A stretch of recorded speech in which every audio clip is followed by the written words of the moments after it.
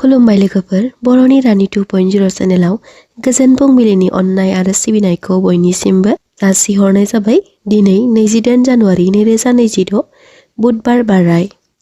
सरासनस्रायै बुधबार बारायखालि श्री गणेशनि मुङै फुजा बावोब्ला जोबोर मोजां होनना बुंनाय जायो।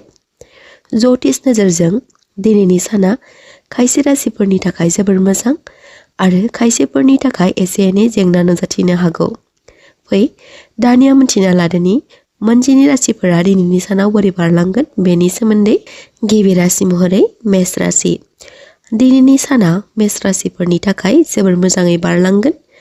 गोसोआ धोरोमारि खान्थिफोराव गोरोबफागोन। बबेबा धोरोमारि थावनिफोराव दावबायनो थांनो हागौ। गुबुनारिफोरनि मदद मोननो हागोन। बेफार फालांगियाव लाब मोननो हागोन।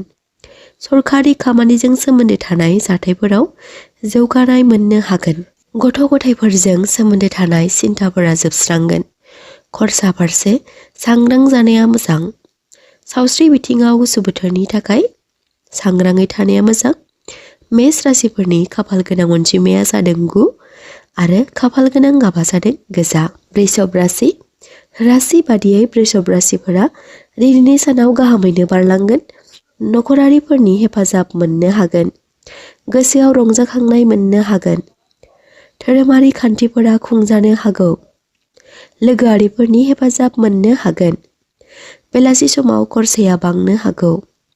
फरायसाफोरा मोजां सोलोंथाइ मोननो हागोन। वृषभ राशिफोरनि खाफाल गोनां अनजिमाया जादों 6 आरो खाफाल गोनां गाबा जादों गुफुर। मिथुन राशि।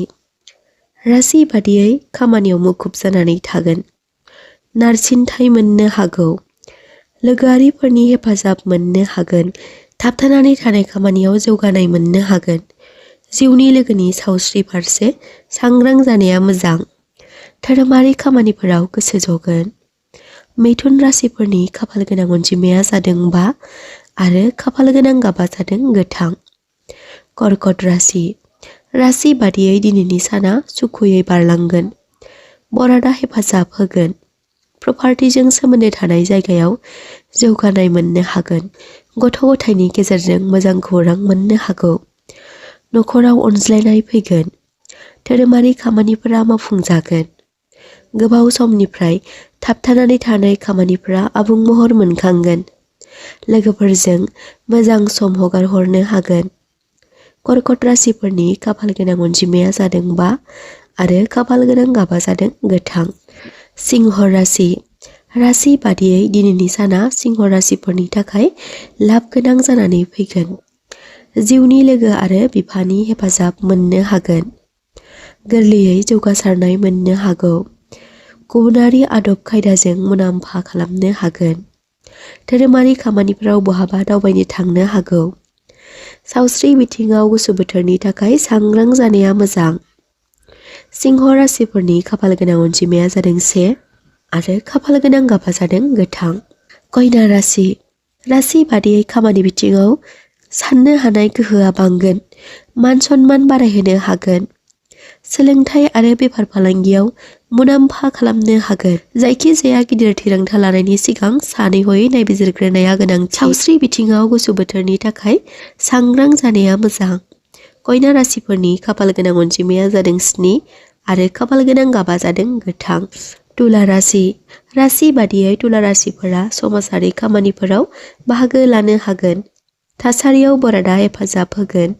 जुलि जानायफोरनि थाखाय दिनैनि साना गाहामैनो बारलांगोन। अनज्लायनायजों सम हगार हरनो हागोन। बहाबा धोरोमारि खामानिफोराव दावबायनो थांनो हागौ। बेफार फालांगियाव मुलाम्फा खालामनो हागोन।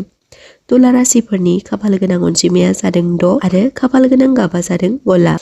वृश्चिक राशि। राशि बादियै दिनैनि साना गोरोबलायनायजों बारलांगोन। बिबाना बांनो हागौ। जिउनि लोगोजों धोरोमारि खामानिफोराव बाहागो लानो हागोन। लोगोआरिफोरनि मदद मोननो हागोन। गोदान खामानिफोरा मावफुंजानो हागौ। धोन लाभ खालामनो हागोन। फरायसाफोरनि थाखाय सोलोंथाइ फारसे सांग्रां जानाया मोजां। वृश्चिक राशिफोरनि खाफाल गोनां अनजिमाया जादों 8 आरो खाफाल गोनां गाबा जादों मेरुन। धनु राशि। राशि बादियै दिनैनि साना धनु राशिफोरनि थाखाय गाब गोनां जानानै फैगोन। धर्म कर्म मोननैथिंबो बिथिङाव गोसो जगोन। थाबथानानै थानाय खामानिफोरखौ आबुं महर होनो हागोन। गुबुनारिफोरनि मदद मोनगोन। धोन बारायहोनो हागोन।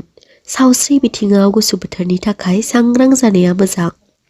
धनु राशिफोरनि खाफाल गोनां अनजिमाया जादों 3 आरो खाफाल गोनां गाबा जादों गोमो। मकर राशि। राशि बादियै मकर राशिफोरनि थाखाय दिनैनि साना खामानियाव मुखुब जानानै थानो हागौ।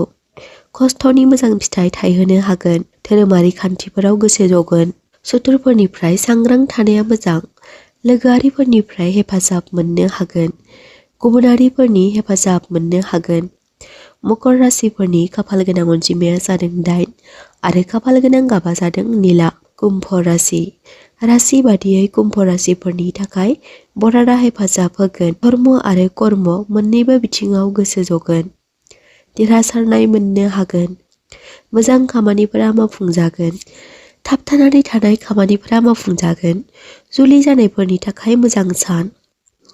सावस्रि बिथिङाव सांग्रां जानाया मोजां। कुम्भ राशिफोरनि खाफाल गोनां अनजिमाया जादों 4 आरो खाफाल गोनां गाबा जादों अख्रां गाब। मीन राशि।